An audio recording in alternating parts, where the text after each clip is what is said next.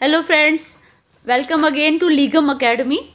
अभी राजस्थान का एग्ज़ाम में बस थोड़े ही दिन रह चुके हैं, 31 को एग्ज़ाम है। तो उसका एक इम्पॉर्टेंट एक्ट है राजस्थान रेंट कंट्रोल एक्ट। तो आज की जो वीडियो है हम उसके ओवरव्यू बताऊंगी कि वो है क्या एक्चुअली, ताकि आपको एग्ज़ाम में कोई क्वेश्चन आए तो आपको मुश्किल ना आए। तो हम स्टार्ट करते हैं। पहले तो इसमें आपको मैं ओवरव्यू देती हूँ कि इसमें टोटल चैप्टर हैं आपके 7 चैप्टर हैं इसके, और 32 सेक्शंस हैं इसकी। अब ये आपके बांटे हुए हैं 7 चैप्टर। कैसे बंटे हुए हैं? जो आपका चैप्टर 1 है वो है आपका प्रीलिमिनरी। हर एक जो भी आपका बेयर एक्ट होगा उसका जो फर्स्ट चैप्टर होता है वो ऑलमोस्ट हमेशा प्रीलिमिनरी होता है। तो प्रीलिमिनरी में आपके सेक्शन कवर होंगे 1 to 5। उसके बाद आपका जो सेकंड चैप्टर है वो है आपका रिवीजन ऑफ रेंट। वो आपका सेक्शन कवर करेंगी 6 और 7। फिर आपका जब रेंट रिवाइज हो जाएगा तो फिर आपका टेनेंसी आ जाएगी। तो आपका नया जो चैप्टर है वो है for the purpose of tenancy की कैसे होएगी। तो आपके सेक्शंस कवर करेंगे 8 से 10 तक। फिर आपका इलीगल एविक्शन है, उसमें रिस्टोरेशन ऑफ पोजेशन है, तो वो आपकी सेक्शंस कवर करेंगी 11 और 12। फिर आपका मेन है, अगर सब कुछ करेगा तो ये करेगा कौन सी ऐसी बॉडी होगी। तो हम क्या करेंगे, कॉन्स्टिट्यूशन ऑफ रेंट ट्रिब्यूनल। एक रेंट ट्रिब्यूनल की पूरी बॉडी क्रिएट होगी जो ये सारा कुछ चेक करेगी, कितना रेंट है, कैसे होगा, कब बढ़ाना है, कब घटाना है, क्या एक्शन लेना है। तो ये आपका आ जाएगा चैप्टर उसमें 5 में, कॉन्स्टिट्यूशन ऑफ रेंट ट्रिब्यूनल, जो कवर करेगा आपकी सेक्शन 13 से 22। अब एक 2017 में अमेंडमेंट हुई है, 2 चैप्टर आपके ऐड हुए हैं इसमें, 5A और 5B। उसमें है एक नया जो अथॉरिटी के लिए बोला है कि वो नई अपॉइंट हुई है, वो है आपकी रेंट अथॉरिटी। कि रेंट अथॉरिटी की अपॉइंटमेंट कैसी है, टेनेंसी कैसी होगी, एग्रीमेंट कैसे बनेगा, पीरियड ऑफ टेनेंसी कितनी रहेगी, ये सारा उसमें कवर होता है। तो इसमें सेक्शन जो आपकी नई ऐड हुई हैं वो है 22A से लेके 22C। अब ये नया ऐड हुआ है तो इसके चांसेस ज़्यादा हैं क्योंकि पेपर में ज़्यादा आएंगे। अब आपका नेक्स्ट जो है चैप्टर वो है आपका 5B।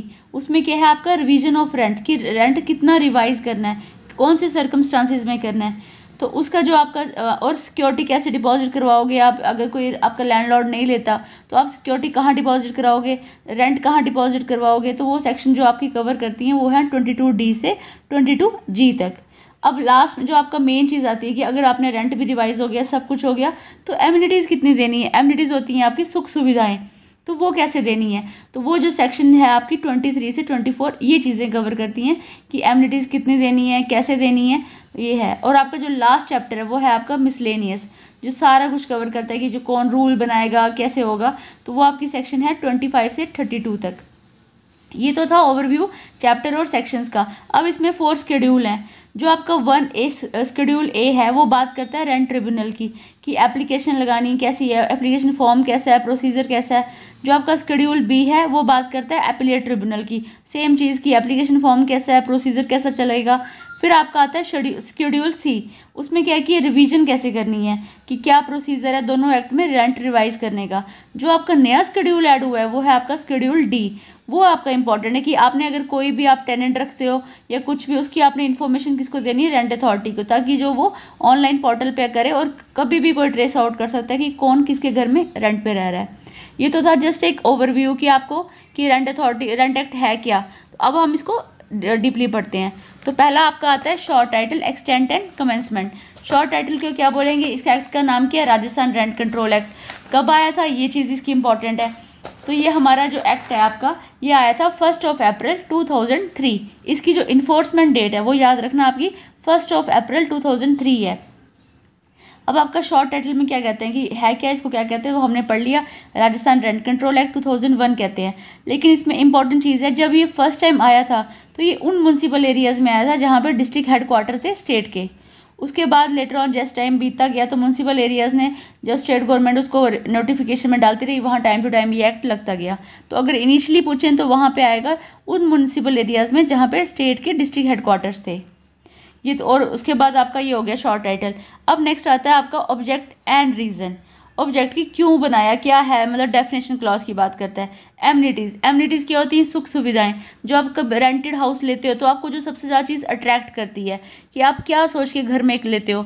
जैसे उसमें क्या आता है, वाटर सप्लाई, इलेक्ट्रिसिटी, आपका पैसेज आता है, आपकी स्टेयरकेस आती है, नेचुरल लाइट आती है, लेबॉर्ट्रीज आती हैं, lift, conservancy, sanitary service, telephone, TV cable service और ऐसे लाइक नेचर की।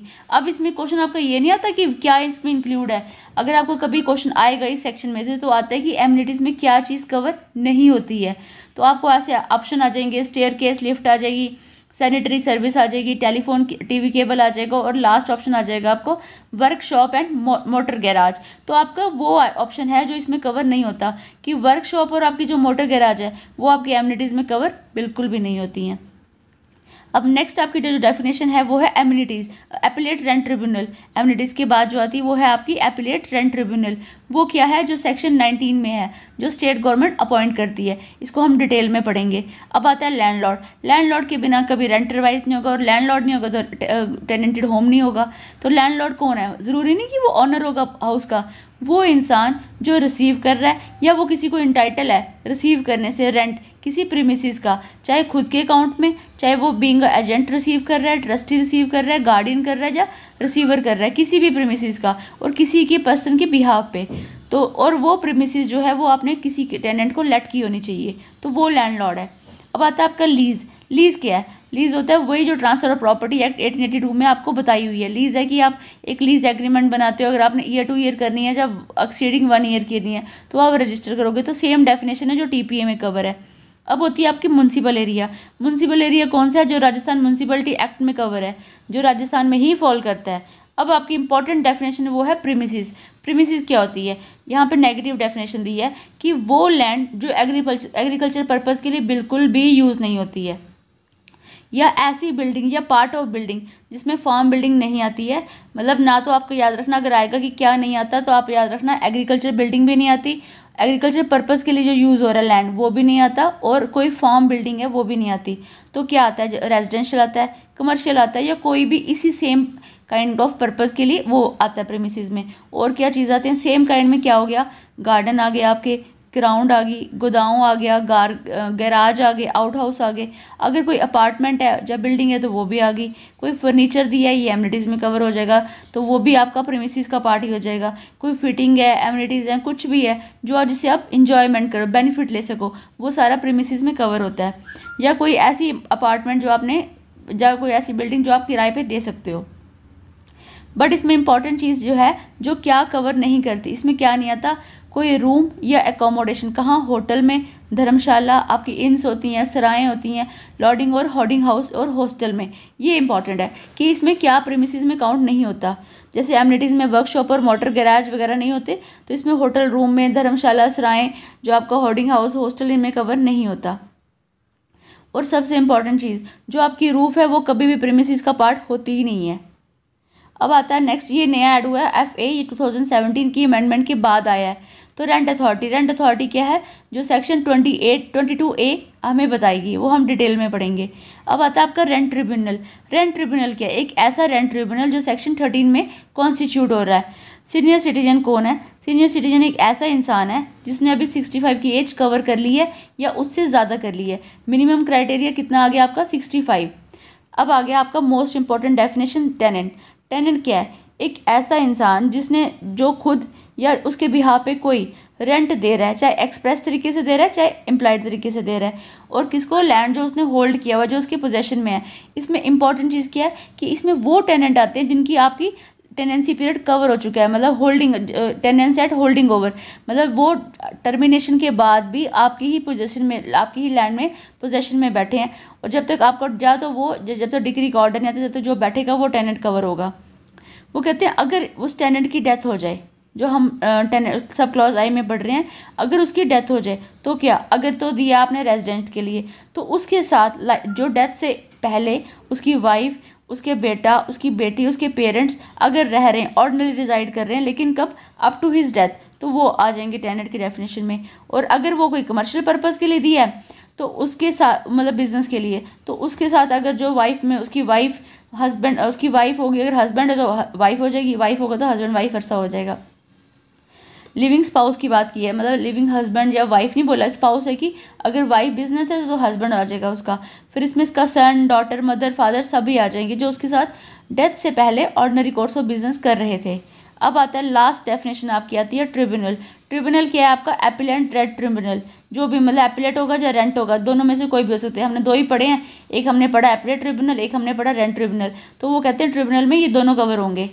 ये तो थी डेफिनेशन क्लॉज। अब इसका जो थर्ड सेक्शन कहती है कि जो चैप्टर 2 और चैप्टर 3 है वो किन चीज़ों पे, कौन सी प्रीमिसेस पे नहीं लगता, कौन सी टेनेंसीज पे नहीं लगता।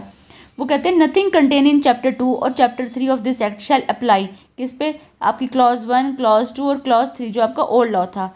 अब नए में है कि ऐसा परमिसेस पे नहीं लगता जो सेंट्रल गवर्नमेंट या स्टेट गवर्नमेंट से या लोकल अथॉरिटी से बिलोंग करती है, या ऐसी परमिसेस जो आपने किसी कंपनी, बॉडी, कॉरपोरेट को दी है, जो राजस्थान के सेंट्रल एक्ट में ही कवर होती है या राजस्थान के कोई लोकल एक्ट में कवर होती है, या कोई ऐसी प्रीमिसेस जो गवर्नमेंट कंपनी से तो बिलोंग करती है, जो कौन सी गवर्नमेंट कंपनी, जो कंपनी एक्ट में कवर होती है, या कोई ऐसी प्रीमिसेस जो देवस्थान जैसे वक्फ बोर्ड हो गया इनसे बिलोंग करती है तो वो काउंट नहीं होती, या ऐसी प्रीमिसेस जो religious, charitable, education trust in सब के लिए बनी हुई है और किसकी स्पेसिफाइड की है, स्टेट गवर्नमेंट ने स्पेसिफाई की है, या कोई ऐसी प्रीमिसेस है जो आपकी बिलोंग करती है जब वेस्ट करती है, वेस्ट होगी कि उसका ही कब्जा है किसमें, यूनिवर्सिटी की, जो मतलब यूनिवर्सिटीज़ होती हैं आपकी, या कोई ऐसी प्रीमिसेस है जो पब्लिक सेक्टर ने की हुई अंडरटेक, या कोई कॉरपोरेशन है जो सेंट्रल एक्ट ने किया हुआ है, या कोई मल्टीनेशनल कंपनीज है आपकी, या इसमें आते हैं अब बैंक आते हैं। अब बैंक कौन सा है आपका, बैंक आएगा आपका स्टेट बैंक ऑफ इंडिया, और सब्सिडरी बैंक कौन है, जो स्टेट बैंक ऑफ इंडिया में ही डिफाइन है,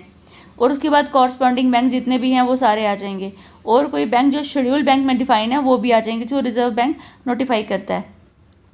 और इसमें कोई अगर आपने कोई प्रीमिसेस जो आपने किसको दिया हुआ है, फॉरेन कंट्री के सिटीजन को दिया हुआ है, जो एम्बेसी को दिया है, हाई कमीशन लेजिस्लेशन को दिया है, इन सब में वो कवर बिल्कुल भी नहीं होता। सॉरी। अब आता है आपका रेंट, ये सब हो गया। अब हमने रेंट तो एग्री करना है कि कैसे रेंट करना है एग्री, तो कौन करेगा, या तो लैंडलॉर्ड करेगा या टेनेंट करेगा, मतलब आपस में दोनों बैठ के बात करेंगे। लेकिन रेंट में याद रखना एमिनिटीज़ नहीं आती, उनका आपने अलग से पे करना होता है। तो इन्होंने यही बोला है कि जो रेंट पे करना है ये कौन डिसाइड करेगा, एग्री कौन करेगा आपस में, लैंडलॉर्ड और टेनेंट करेंगे। और उसके बाद क्या चीज़ इसमें नहीं आती, इसमें आएगा पेपर में कि रेंट नॉट इंक्लूड, तो एमिनिटीज़ नहीं आती क्योंकि उनके लिए आप एग्री अलग से एग्री करोगे और अलग से ही पे करोगे। अब आता है आपका payment and remittance of rent by tenant. अगर अनलेस एग्रीड अदरवाइज हो गया कि आपने जो कॉन्ट्रैक्ट लिखा हुआ है उसमें नहीं, तो मतलब उसके हिसाब से चलेगा। अगर वो ऐसा कोई कॉन्ट्रैक्ट नहीं है तो आपका जो टेनेंट है उसने कब तक रेंट पे करना है, हर मंथ की 15 तारीख को डेट फिक्स की है इन्होंने, 15 तारीख को इन्होंने आपको रेंट पे करना ही करना है। और जो टेनेंट है वो पेमेंट कैसे करेगा, अकाउंट में डालेगा, और वो जब देगा, मतलब अगर कैश देता है तो रिसिप्ट लेगा, अकाउंट में डालता है तो भी रिसिप्ट लेगा। तो इन्होंने बोला है कि वो रिसिप्ट लेने के लिए एंटाइटल है, और जो रिसिप्ट जो है वो ड्यूली अथोराइज होगी, अगर लैंडलॉर्ड खुद दे दे, अगर वो खुद नहीं है तो उसका टेनेंट जो ड्यूली अथोराइज है उससे ले ले, और प्रॉपर साइन होने चाहिए उसमें। उसके बाद कहते हैं जो टेनेंट है वो पेमेंट करेगा किसी भी मेथड से, कैश करे, चेक से दे दे, बैंक ड्राफ्ट बना दे, बैंक अकाउंट में डाल दे उसके, या पोस्टल मनी ऑर्डर करवा दे। लेकिन इसमें इंपॉर्टेंट चीज़ है कि अगर वो लैंडलॉर्ड बोलता है कि तू मेरे अकाउंट में डाल दे, तो लैंडलॉर्ड को उसको क्या करना है, उसको बैंक अकाउंट नंबर देना पड़ेगा, और सेम म्यूनसिपल एरियाज़ में होना चाहिए जहाँ पे वो रेंटेड हाउस है। ये तो था हमारा चैप्टर 1 पूरा हमने पढ़ लिया कि क्या क्या है, कैसे डेफिनेशन क्लॉज आएगी, कब एक्ट आया था, उसके बाद रेंट कौन एग्री करेगा, कैसे एग्री करेगा, टेनेंट पेमेंट कैसे करेगा। अब आता है आपका second chapter, revision of rent. अगर रेंट दे दिया तो उसमें कुछ रिवाइज करना है, तो ये आपकी इंपॉर्टेंट सेक्शन है, सेक्शन 6 बात करती है कि जो पुरानी, मतलब जो 1950 से पहले की टेनेंसीज हैं या इस एक्ट के आने के पहले की टेनेंसी, उस पर क्या होगा। वो कहते हैं चाहे कहीं पे कुछ भी लिखा हो, अगर कोई प्रीमिसेस इस एक्ट से आने से पहले ही है तो कौन सा फॉर्मूला इंडिकेट करना है, 3 बताए हैं। एक तो है 1950 से पहले, तो आपने क्या करना है, तो अगर 1950 से पहले है तो फिर 5% पर एनम के हिसाब से ही चलेगा। मतलब जैसे अभी लगा सपोज कर लो कि किसी का रेंट है 1000 रुपीज़ पर मंथ, अगर उस पर 5% इंक्रीज़ करना है हर मंथ, तो वो कितना है 1050 हो जाएगा, मतलब 1050 हो जाएगा। फिर नेक्स्ट ईयर कितना हो जाएगा 1100। ऐसे करते करते जब 10 ईयर हो जाएंगे तो वो 10 ईयर का अमाउंट क्या हो जाएगा, मर्ज हो जाएगा, उसके ऊपर फिर 5% लगेगा। मतलब हर महीने पे 5% नहीं है, जो 10 ईयर में आपका मर्ज हो जाएगा ना उस पर आपका फिर 5% है। तो वो कहते हैं सेम फार्मूला जो है उसी चीज़ पे लगेगा जो 1951 के बाद लेट आउट किए हैं। उसके बाद फिर वो कहते हैं कि जो 10 ईयर है तो वो होगा जब आपने कंप्लीट कर लिए 10 ईयर। जैसे आज है 2019 है तो 2029 तक जो चलेगा वो जो इतना अमाउंट इंक्रीज़ होगा उन सबको आपने मर्ज करना है। मर्ज के बाद जो अमाउंट आएगा उस पर आपने 5% लगाना है। बस वही है कि आपका जो मेन चीज़ इसमें देखी जाएगी कि 5% पर एनम है और मर्ज होगा आपका 10 ईयर के बाद। उसके बाद जो मर्ज के बाद जो अमाउंट आएगा उसके ऊपर 5% आपका लगेगा। और ये कौन फिक्स करेगा, डेट, जो डेट होगी कि कब से माना जाएगा, तो वो लैंडलॉर्ड और टेनेंट जो है आपस में फिक्स कर लेंगे। अगर आपस में फिक्स नहीं होता तो रेंट ट्रिब्यूनल में डाल के देख लेंगे, या रेंट अथॉरिटी के सामने पिटीशन लगाएंगे और बताएंगे कि हमें आप डेट बता दो कि हमने वो जो इंक्रीज अमाउंट है वो कब से पेएबल होगा। अब वो तो थी 6 तो थी आपकी पुरानी एग्जिस्टिंग टेनेंसी जो चल रही हैं। अब जो न्यू टेनेंसी है मतलब इस एक्ट आने के बाद है, तो उन पे क्या फार्मूला है, उन पे भी सेम फार्मूला लगेगा कि 5% पर एनम आपका इंक्रीज़ होगा। वो इंक्रीज अमाउंट जो भी है वो 10 साल तक सारा चलता रहेगा, उसके बाद वो सारा मर्ज हो जाएगा। उसके बाद आपका जो नया मर्ज अमाउंट होगा उसके ऊपर 5% आपका नया लगेगा। अगर इसमें इंपॉर्टेंट चीज़ जो है वो सब क्लॉज 2 है, वो कहते हैं अगर कोई आपने एग्रीमेंट किया है जिसमें आप 5% से एक्सीड कर रहे हो तो उस एक्सटेंट तक वो वॉइड होगा। सपोज करो आपने 7% इंक्रीज़ कर दिया, 5% तक तो वैलिड है, जो आपका रिमेनिंग 2% है वो एब्सोल्युटली क्या है, वॉइड है। तो ये आपका चैप्टर 2 भी कंप्लीट हो गया। चैप्टर 2 में आपका हमने यही पढ़ा कि कैसे एग्जिस्टिंग टेनेंसी होंगी वो क्या करेंगी, क्या फार्मूला लगेगा, फिर न्यू टेनेंसी आएंगी तो उसमें क्या फार्मूला लगेगा। तो दोनों में क्या है आपका सेम फार्मूला है, 5% पर एनम इंक्रीज, फिर आफ्टर 10 ईयर वो मर्ज अमाउंट पे जो नया अमाउंट आया उस पर आपका फिर अगेन से 5% होगा। अब नया हमारा चैप्टर आता है 3 टेनेंसी, ये भी इंपॉर्टेंट है आपका। ये आता है लिमिटेड पीरियड टेनेंसी। ये बात की है कि रेजिडेंशियल के लिए, सपोज करो कि अगर आपने कमर्शियल लिया है तो उसके लिए आपका कोई लिमिट नहीं है। ये बात की है रेजिडेंशियल के लिए। रेजिडेंशियल के लिए आपकी मिनिमम कितना लिमिट है, नॉट एक्सीडिंग 3 ईयर, कि वन टाइम में आप कितना ले सकते हो, 3 ईयर्स कर सकते हो। उसके बाद आप एक्सटेंड करा सकते हो हर 3 ईयर्स के लिए, जैसे भी आपको लगे। वो कहते हैं कि अगर आप किसी रेजिडेंशियल पर्पज़ के लिए देनी है और लिमिटेड टेनेंसी है तो वो सिर्फ 3 साल तक की होगी। और इसके लिए आपको क्या करना है, जो लैंडलॉर्ड और जो प्रपोज टेनेंट है जिसने अभी लेना है, टेनेंट हो गया तो वो तो मतलब ऑलरेडी रह रहा है। प्रपोज वर्ड क्यों यूज़ किया कि अभी वो टेनेंसी उसने ली नहीं है। जो प्रपोज टेनेंट और आपका लैंडलॉर्ड होगा वो क्या करेगा, एक जॉइंट पिटीशन लगाएगा किसको, रेंट ट्रिब्यूनल को, और उनसे परमिशन बोलेगा कि हम दोनों ने आपस में किया है, एग्रीमेंट किया और हम दोनों आपस में क्या करना चाहते हैं, लिमिटेड पीरियड टेनेंसी करना चाहते हैं। इसके लिए आप हमें एक सर्टिफिकेट ग्रांट करो, किसका, पोजेशन का। वो पोजेशन किसको मिलेगा, टेनेंट को मिलेगा।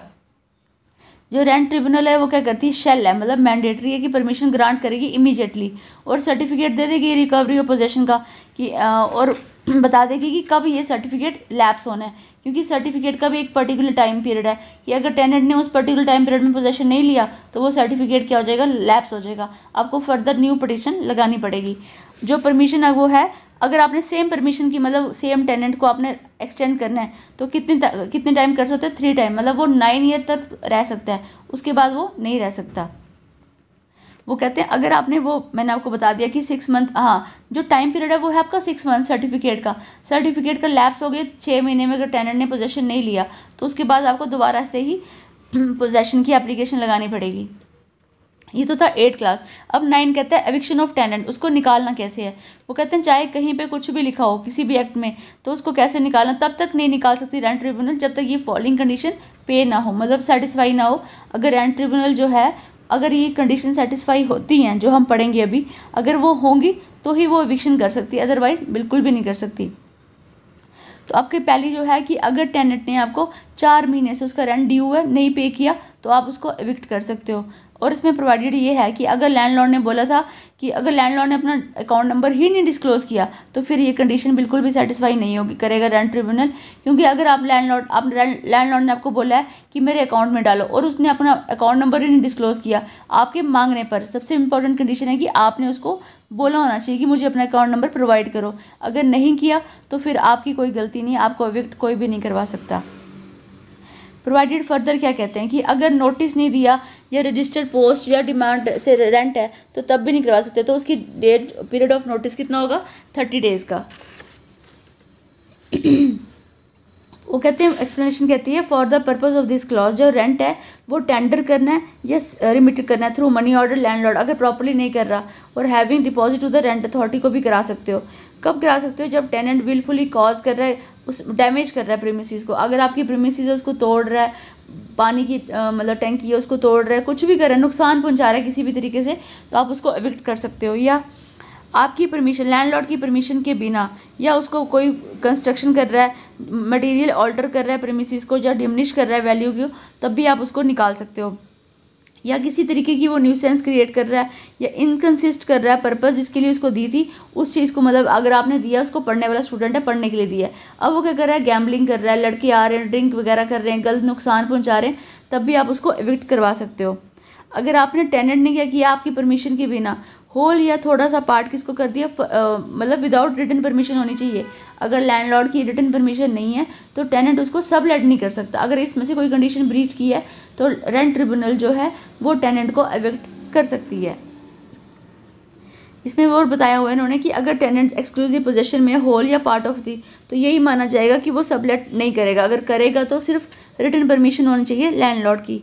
अगर टेनेंट जो है वो अपना करेक्टर रिनाउंस कर गया है, मतलब गलत बन चुका है, टाइटल डीड नहीं दे रहा, या कुछ जब लैंडलॉर्ड का टाइटल ही डिनाई कर रहा है कि है ही नहीं, या कोई अपने तरीके से कोई वेव कर रहा है या कंडोन कर रहा है, तो तब भी आप निकाल सकते हो।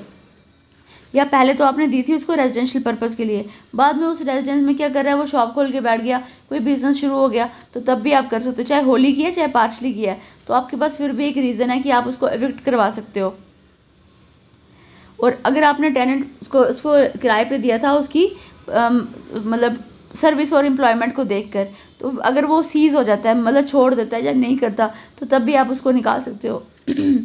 अगर कोई प्रीमिसेस है जो रिक्विजिट बोनाफाइड सिर्फ लैंडलॉर्ड ने अगर अपने यूज़ के लिए करनी है कि अपनी फैमिली के लिए, तो तब भी वो करवा सकता है, लेकिन उसमें यह है कि उसका उस म्यूनसिपल एरिया में उसका कोई होना नहीं चाहिए। अगर उसने 3 साल तक लैंडलॉर्ड ने अपना पोजीशन नहीं लिया तो टेनेंट का फिर से राइट बन जाएगा कि वो रीपोजेशन कर सकता है, रिस्टोर कर सकता है। और इसमें आता है आपका लैंडलॉर्ड के क्या इमीडिएट पोजीशन कैसे ले सकता है लैंडलॉर्ड से। इमीडिएट मतलब लैंडलॉर्ड के पास एक बताया इविक्शन करवा दिया, अगर नहीं करता तो लैंडलॉर्ड के पास एक राइट क्रिएट हो जाता है कि वो इमीडिएट पोजीशन कौन कौन से केसेस में इमीडिएट मांग सकता है। वो कहते हैं चाहे कहीं पे भी कुछ भी लिखा हो, जो लैंडलॉर्ड है वो पिटीशन लगाएगा रेंट ट्रिब्यूनल में और बोलेगा कि मुझे इमीडिएट पोजीशन दिलवाया जाए। कब? अगर वो आर्म फोर्स, पैरामिलिट्री फोर्सेस या किसी भी मेंबर, मतलब आर्म नेवी किसी में भी काम करता है, तो रिटायरमेंट से 1 साल पहले या इस एक्ट के 1 साल आने के बाद, दोनों में से जो भी लेटर होगा उसमें कर सकता है।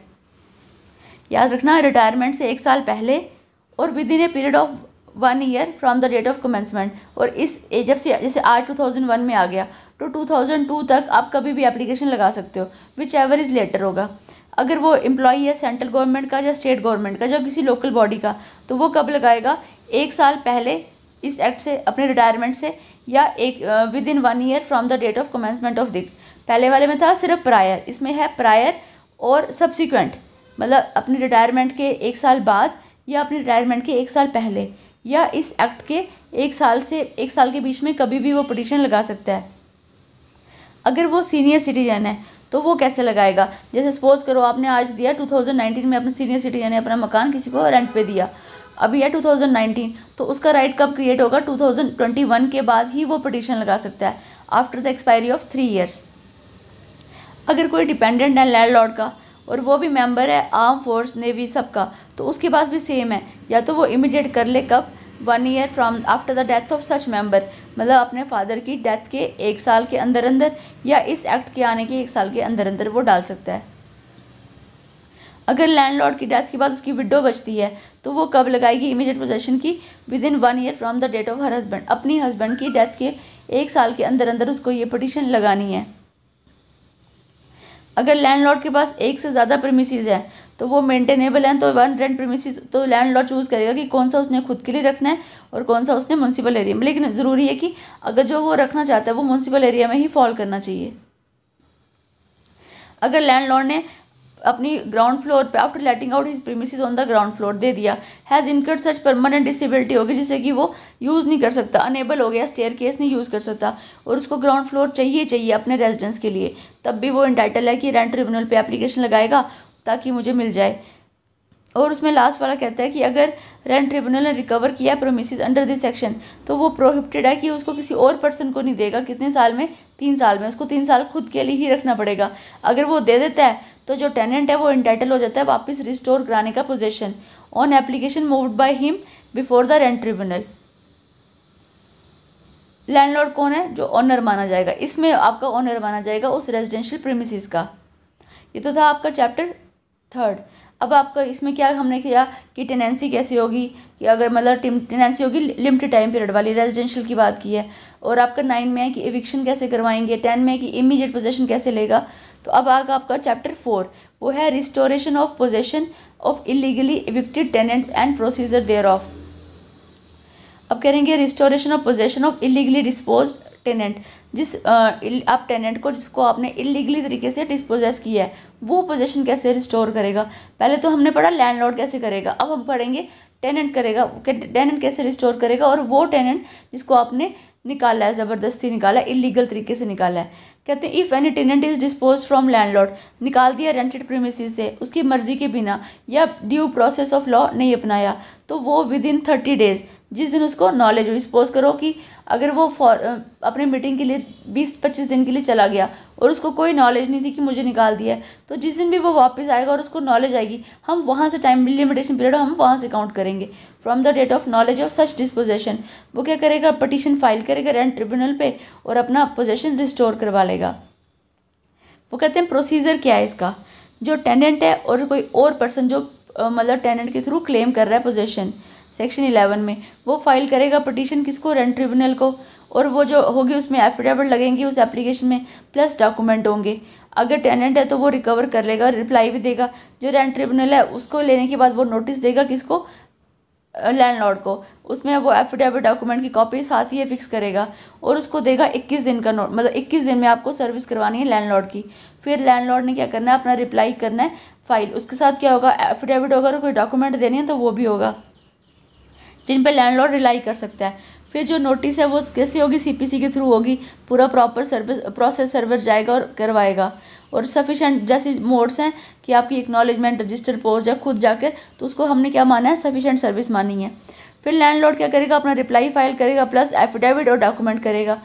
विद इन ए पीरियड कितने दिन में करेगा, 10 दिन में। आपका 21 दिन में नोटिस हो गया और 10 दिन में उसकी रिप्लाई फाइल हो गया। फिर जो पटिशन है, अगर पटिशनर को लगता है कि लैंडलॉर्ड ने कोई नई चीज़ डाली है तो वो उसको फिर से रीजॉइंटर भी फाइल कर सकता है और उसकी कॉपी भी लैंडलॉर्ड को दे देगा 7 डेज़ के अंदर अंदर।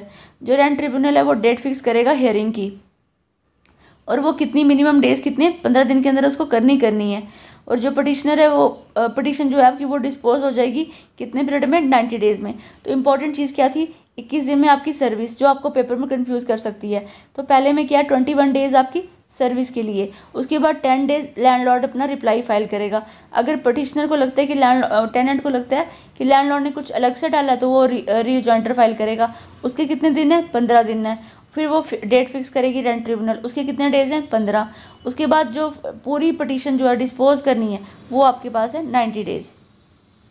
फिर रेंट ट्रिब्यूनल क्या करेगी, इंक्वायरी करेगी और उसको लगेगा कि हाँ इलीगली डिस्पोजेस किया है तो, और उसकी मर्जी के बिना और लॉ का प्योर ड्यू प्रोसेस नहीं अपनाया है, तो वो लैंडलॉर्ड को इमीडिएट ऑर्डर देगी कि इसको immediate restoration of possession grant किया जाए। और वो एडिक्वेट कंपेंसेशन भी कर सकती है, पोजेशन दिलवाने के साथ साथ वो कंपेंसेशन भी दे सकती है टेनेंट को, जैसा भी उसको लगता है, और सर्टिफिकेट देगी फिर से कि रिकवरी ऑफ इमीडिएट पोजेशन का।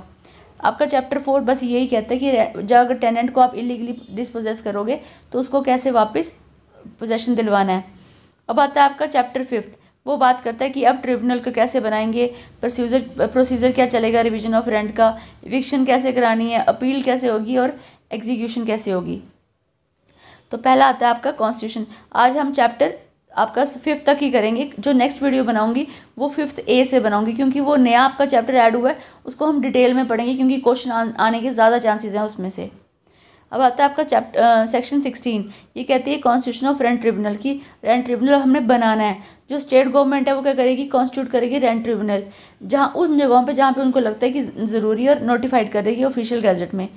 और 2 से ज़्यादा भी रेंट ट्रिब्यूनल बन सकते हैं, वो स्टेट गवर्नमेंट या जनरल ऑर्डर या स्पेशल ऑर्डर जैसे भी उसको लगे वो कर सकती है। और उसमें वो बिजनेस डिस्ट्रीब्यूशन ऑफ बिजनेस हो गया कि उनको अपने अपने एरियाज़ बांटेगी और उनको केस डिस्ट्रीब्यूट करेगी। सबसे इम्पॉर्टेंट चीज़ जो आएगी अब है कि रेंट ट्रिब्यूनल में कितने मतलब कि रेंट ट्रिब्यूनल में आपके how many members comprises of rent tribunal. तो इसका आंसर है ओनली 1 मेंबर, जिसको हम क्या बोलेंगे, प्रिजाइडिंग ऑफिसर। और सबसे जो मेन चीज़ पूछेंगी, अपॉइंट कौन करता है, स्टेट गवर्नमेंट करती है, एपीलेट ट्रिब्यूनल करती है, रेंट अथॉरिटी करती है, तो कौन करती है, हाई कोर्ट करती है। ये पूछेंगे आपसे कि कौन करती है, तो वो हाई कोर्ट करती है। वो कहते हैं कोई भी इंसान अगर किसी ने प्रिजाइडिंग ऑफिसर बनना है तो क्वालिफिकेशन क्या चाहिए उसकी, कि वो राजस्थान जुडिशल सर्विसेज का मेंबर होना चाहिए, और कौन सा सिविल जज सीनियर डिवीजन होना चाहिए।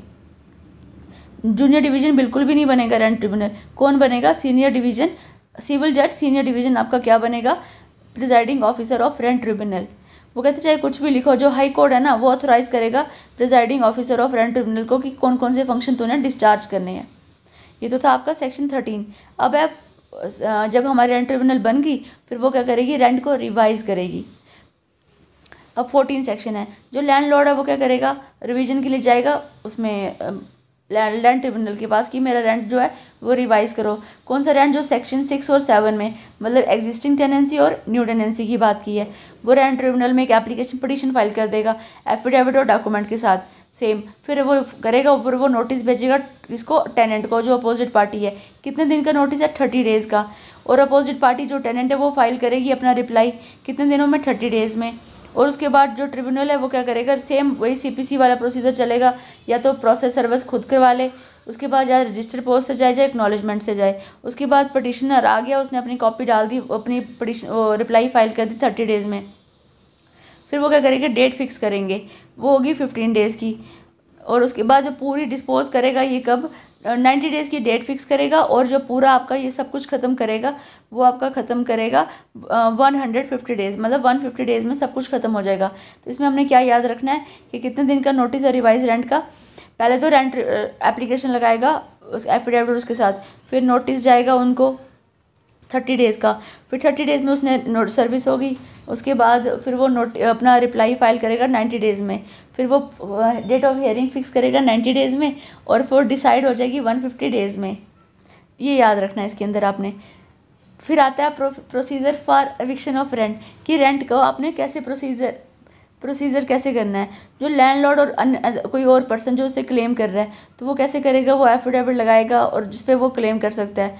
फिर रेंट ट्रिब्यूनल क्या करेगी? नोटिस भेजेगी, फिर डेट फिक्स करेगी 30 डेज़ की, फिर वो आएगा। तो बस इसमें आपने ज़्यादा क्या याद रखनी है? डेट, कि आपने अगर टेनेंट को निकालना है जो हमने पढ़ा था उसमें डेट्स क्या है, रेंट रिवाइज करना है उसमें डेट क्या है, और एविक्शन की डेट क्या है। ये थोड़ी सी फ़र्क पड़ेगी। है प्रोसीजर सेम ही है कि पहले वो पिटीशन लगाएगा एफिडेविट और डॉक्यूमेंट के साथ, उसके बाद वो क्या करेगा? नोटिस भेजेगा सर्विस के लिए, फिर उसको टाइम पीरियड देगा कि तूने इतने टाइम पीरियड में अपना रिप्लाई फाइल करना है। उसके बाद वो क्या करेगा कि डेट ऑफ हियरिंग फिक्स करेगा, फिर वो दोनों अपना जवाब देंगे और लास्ट में पिटीशन जो है वो डिस्पोज हो जाएगी। उसके 150 डेज़ हैं आपकी जो रिवीजन ऑफ रेंट के, और आपके जो इसके वो जो मतलब आपका एविक्शन के रेंट के डेज़ हैं वो आपके हैं कि 280 डेज़, मतलब 240 डेज़ में आपको कंप्लीट करना है। 240 डेज़ में, ये याद रखना आपको।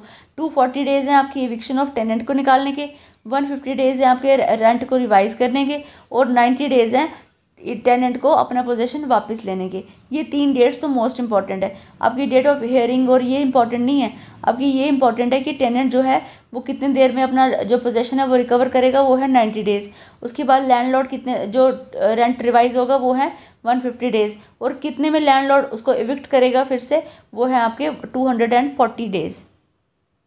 उसके बाद सर्टिफिकेट मिल जाएगा 3 मंथ्स में उसके डिसीजन है तो वो जो परमिशन, लेकिन वो है कि आप परमिशन अगर कमर्शियल पर्पज़ के लिए दिया हुआ है तो 6 मंथ है from the date of decision.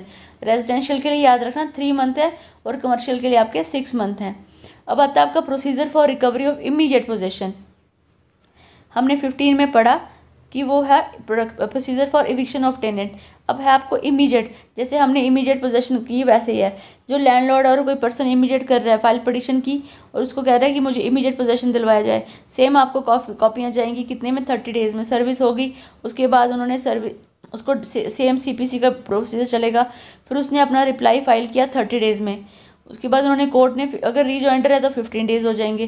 Court ने फिर डेट ऑफ हियरिंग फिक्स की 90 डेज़ की। उसके बाद आपकी पूरी एप्लीकेशन जो ख़त्म करनी है वो फिर से 150 डेज़ में ख़त्म करनी है।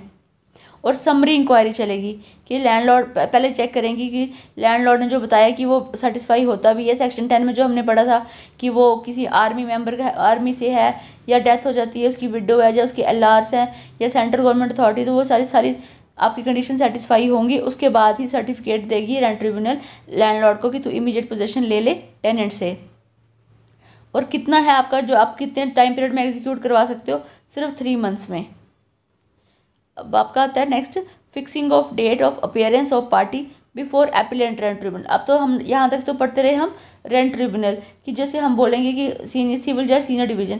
अब बात हम करते हैं अपीलेंट रेंट ट्रिब्यूनल, जहाँ पे हम अपील फाइल करेंगे, रिवीजन करेंगे, रिव्यू करेंगे। रेंट ट्रिब्यूनल ने जब अपना फाइनल डिसीजन दे दिया और वो एक्स पार्टी नहीं था अगेंस्ट एनी पार्टी, 2 मंथ में और नॉट बियॉन्ड 6 मंथ अपने डिसीजन में चले गए for the appearance of party, appellate tribunal ने क्या किया, अपना ऑर्डर उसके लिए उसको रिसीव कर दी अपील और फाइनल ऑर्डर रेंट ट्रिब्यूनल ने लगा दिया। जो रेंट ट्रिब्यूनल से ऑर्डर आया था आपने उसकी कॉपी लगा के ही अपील लगानी है। उसके बाद जो अपीलेट रेंट ट्रिब्यूनल है वो क्या करेगी, डेट फिक्स करेगी कि कॉपी आ जाए दूसरी पार्टी को, दोनों को मौका देगी। उसके बाद कॉपी फाइनल ऑर्डर की वो सुनेगी, इंडोर्स करेगी और सेम सप्लाई कर देगी पार्टीज़ को। फिर वो कहते हैं जुडिक्शन क्या है रेंट ट्रिब्यूनल की, वो कहते हैं चाहे कुछ भी कहीं पे भी लिखा हो, जो राजस्थान जहाँ पे चलता है, जहाँ पे कोई सिविल कोर्ट की जुडिक्शन नहीं आती, वहाँ पे लैंडलॉर्ड टेनेंट जो है वो कहाँ लगाएंगे, इस प्रोविजन में लगाएंगे। फिर वो कहते हैं प्रोवाइडेड एट रेंट ट्रिब्यूनल शैल, अगर वो पिटीशन डिसाइड करेगा तो वो चैप्टर 2 और चैप्टर 3 को नहीं, जहाँ नहीं लगते वहाँ पे कैसे करेगा, वहाँ पे टीपीए और कॉन्ट्रैक्ट एक्ट के और जा कोई और सब्सटेंटिव लॉ है तो वो उनको अप्लाई करेगा और डिस्प्यूट जो है वो उनके तरीके से ख़त्म करेगा। जा कैसे ख़त्म करेंगे, कोर्ट, सिविल कोर्ट में सूट फाइल करके। कौन से चैप्टर 2 और चैप्टर 3 जिस पे रेंट एक्ट नहीं लगता वो कहाँ करेंगे, या तो टीपीए के थ्रू, कॉन्ट्रैक्ट के थ्रू, या कोई और जो एक्ट है जिसमें आप सिविल कोर्ट में अपना डिस्प्यूट डाल के कर सकते हो। फिर वो कहते हैं कि रेंट ट्रिब्यूनल जो है वो अपना इंटरटेन करेगा पिटीशन इन्वॉल्विंग वो डिस्प्यूट जो लैंडलॉर्ड और टेनेंट के हैं, जो राजस्थानी पब्लिक प्रीमिसेस में कवर होते हैं और राजस्थानी प्रीमिसेस ऑर्डिनेंस में कवर होते हैं। फिर जो पिटीशन है रिकवरी ऑफ अनपेड रेंट और एरियाज ऑफ रेंट वो फाइल्ड होगी, उसमें टाइम शेड्यूल होगा और प्रोसीजर चलेगा 14 वाला, म्यूटस म्यूटस मतलब from the face of it at far as possible वाला चलेगा। वो कहते हैं अगर पिटीशन जो की रिकवरी ऑफ पोजेशन की है तो जो टेनेंसी और प्रीमिसेस देखेंगे कि कौन सा लगता है, और चैप्टर 2 और चैप्टर 3 जो नहीं अप्लाई होता तो उसमें वो कौन सा चलेगा, जो 15 की सेक्शन वाला है कि जो दूसरा चलेगा। वो जो पिटीशन है इंस्टीट्यूट ट्रिब्यूनल वो लोकल लिमिट में ही होनी चाहिए।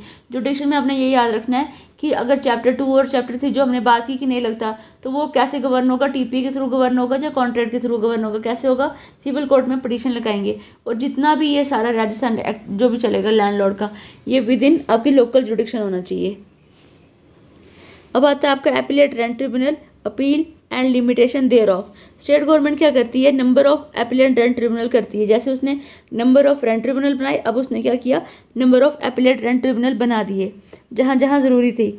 अगर 2 से ज़्यादा रेंट ट्रिब्यूनल है तो स्टेट गवर्नमेंट अपना वही सेम जनरल ऑर्डर से या स्पेशल ऑर्डर से उनको काम बांटेगी। और अगर अब फिर वही है कि कितने मेंबर होंगे अपीलेट रेंट ट्रिब्यूनल में, जैसे रेंट ट्रिब्यूनल में सिर्फ 1 मेंबर था तो वैसे ही अपीलेट रेंट ट्रिब्यूनल में भी आपका 1 ही मेंबर होगा। और कौन अपॉइंट करेगा, हाई कोर्ट अपॉइंट करेगी।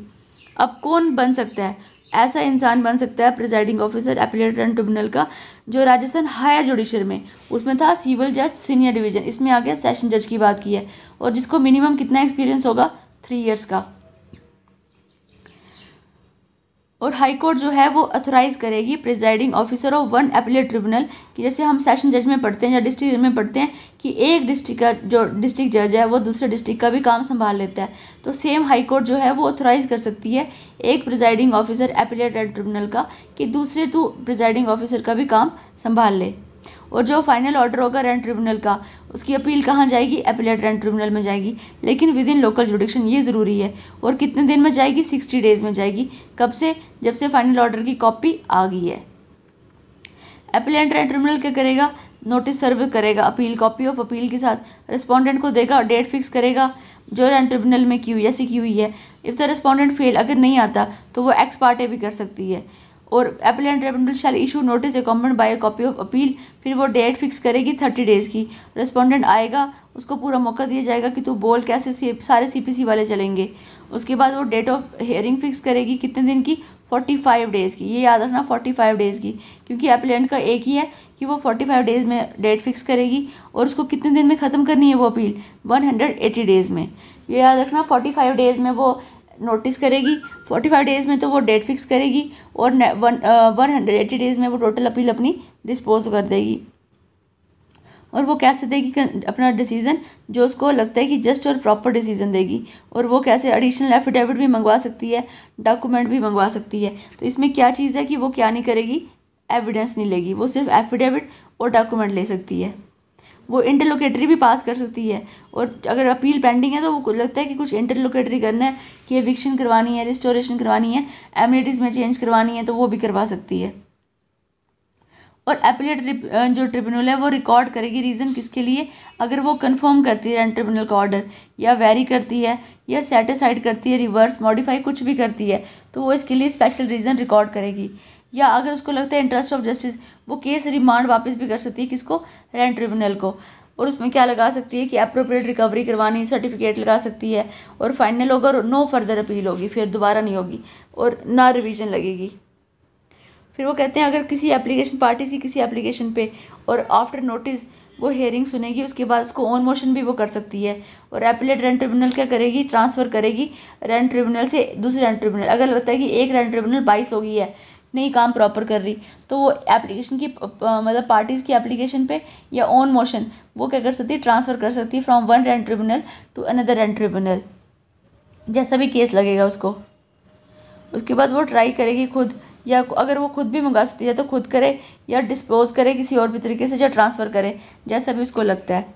फाइनल ऑर्डर का क्या मतलब है कि कोई भी चीज़ जो रेंट ट्रिब्यूनल के पास फाइनली डिस्पोज हो चुकी है।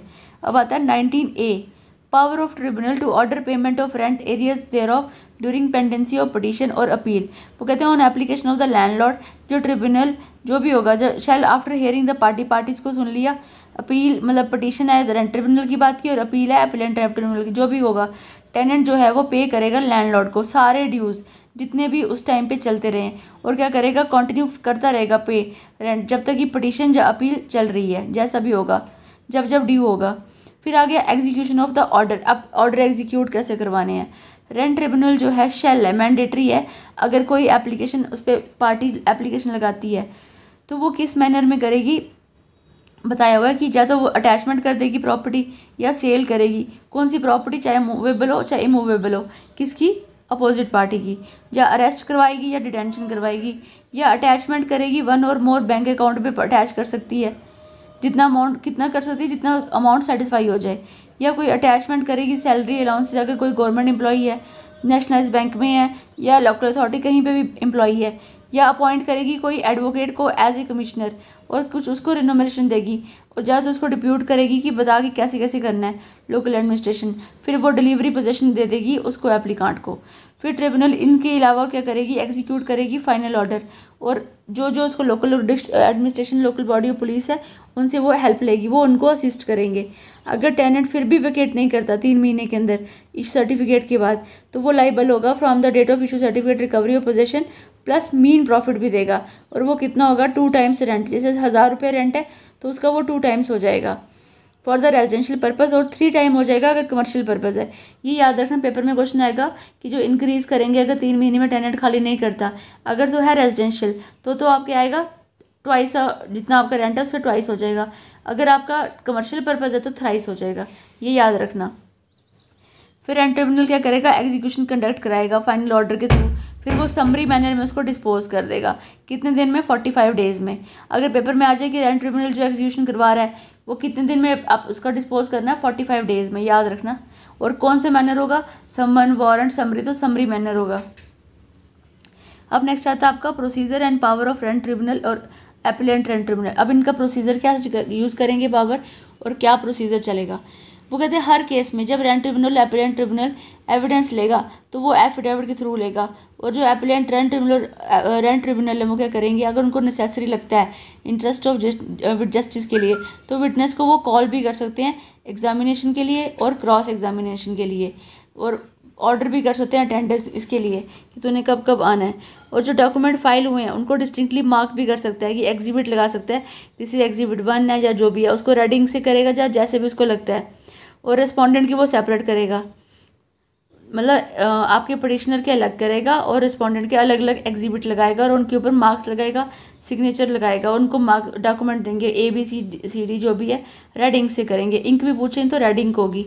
फिर रेंट ट्रिब्यूनल क्या करेगा, वो बाउंड नहीं है किसी प्रोसीजर जो CPC है, पर वो सिर्फ गाइड हेल्प ले सकता है नेचुरल जस्टिस को करने के लिए। CPC बाउंड नहीं करती, क्योंकि CPC हमारी जनरल एक्ट है और रेंट ट्रिब्यूनल एक्ट लगा लो एक लोकल एक्ट है, आपका स्पेशल एक्ट है। तो वो पावर वही CPC से सारा सिर्फ डिस्चार्ज करेंगे और उनसे सिर्फ असिस्टेंस लेंगे। जैसे आपने क्या लिया, समन कैसे करने है, अटेंडेंस कैसे करनी है, डिस्कवरी और प्रोडक्शन ऑफ डॉक्यूमेंट, ऑर्डर 11 की बात की है, ऊपर वाले ऑर्डर 5 की बात की है, फिर रिव्यू कर रहे हैं डिसीजन आपका, फिर उसके बाद आपको कमीशन अपॉइंट कर रहे हैं 26 वाला, फिर डिसमिस कर रहे हैं पिटीशन इन डिफ़ॉल्ट और डिसाइडिंग एक्स पार्टी, फिर सेटिसाइड कर रहे हैं, फिर लीगल रिप्रेजेंटेटिव ब्रिंग कर रहे हैं ऑन रिकॉर्ड में, या कोई भी मैटर, ये सारा हमने कहाँ से लिया, CP से लिया है। फिर एंड ट्रिब्यूनल जो है वो एडजॉर्नमेंट नहीं देगा, मतलब आपका ऑर्डर 17 की बात की है, विदाउट रिटन एप्लीकेशन। जब तक आप रिटन एप्लीकेशन नहीं लगाओगे तब तक आपको कोई एडजॉर्नमेंट नहीं है, और वो इसका रीज़न रिकॉर्ड करेगा कि मैं एडजॉर्नमेंट दे भी क्यों रहा हूँ।